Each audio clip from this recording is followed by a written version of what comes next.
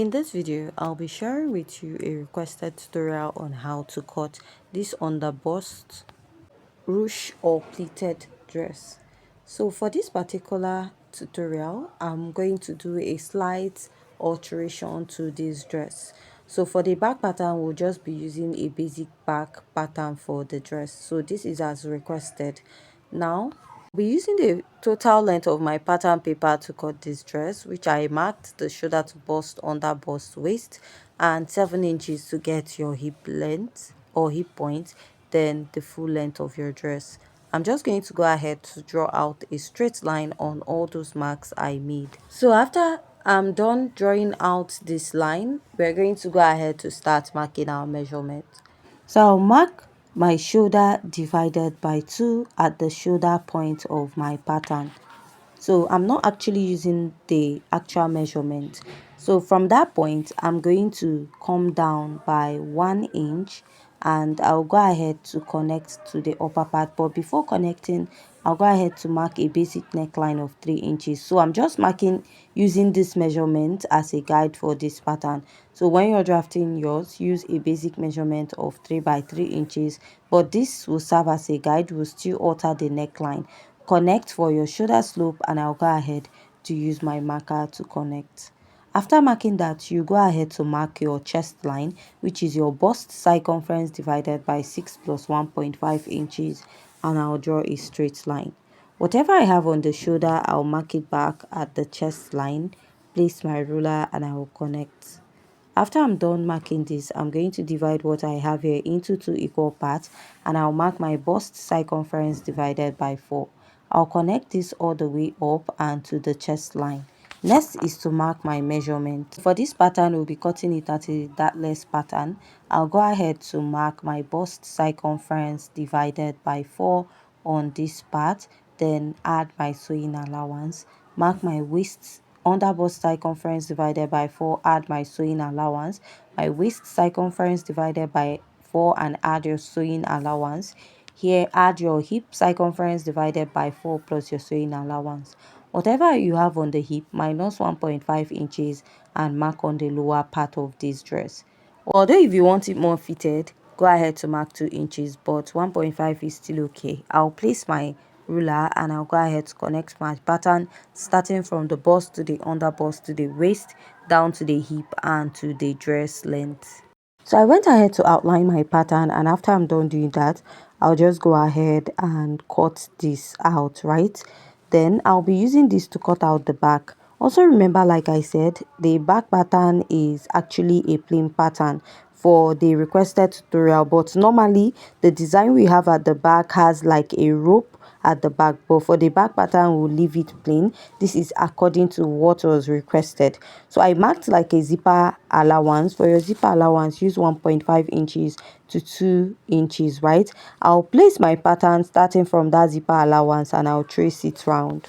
So I'll place my pattern and mark the waist and hip line and draw out a straight line at that point. Now I'll come in by ½ inch at the waistline of my pattern. I'm going to go ahead to place my ruler, connect from that point all the way down, and also connect to the upper part of my pattern.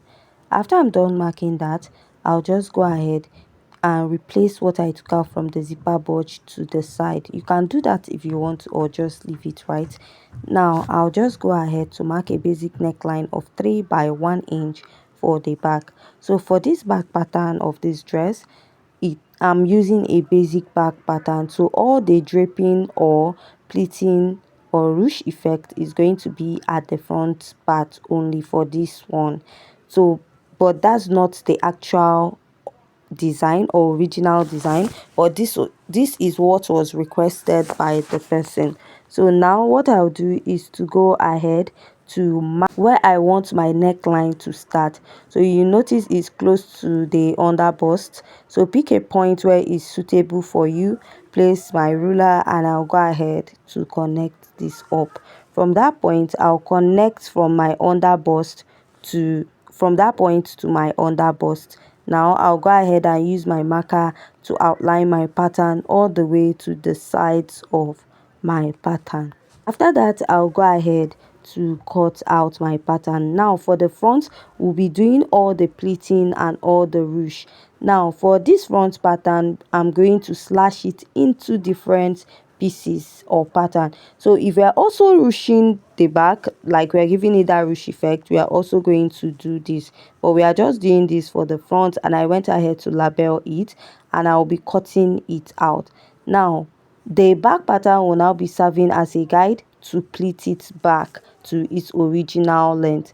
So I'll place another pattern paper and I'll start pinning. So depending on how the pleat or ruche you want, you can use from at least 1 inch or more, depending on the effect you want to get. So I'll place each pattern and I'll measure extra 1 inch.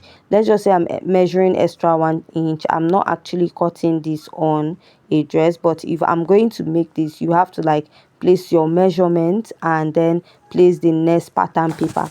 You're going to do this all the way to the lower part of this dress, right?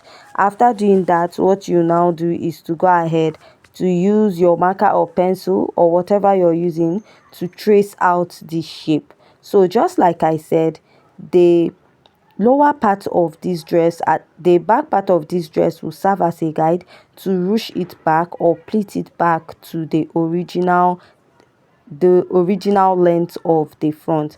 After this, I went ahead to unpin this pattern, and after that I'll be cutting it out. Please, sorry for the noise at the background of this video. Now I'll just go ahead and trace what I have round, and I will cut this out. After cutting it out, what you do is to join the upper part of your dress to the lower part of your front dress as one piece, right? So after you're done joining it, you now bring the back pattern, right, and then you join it by the side. What you do is to start pleating it to match up with the length of that of the back. But for the actual dress, the back has like a ruche. You can just go ahead to cut out the seam, add an elastic to create that ruche by the side of the dress.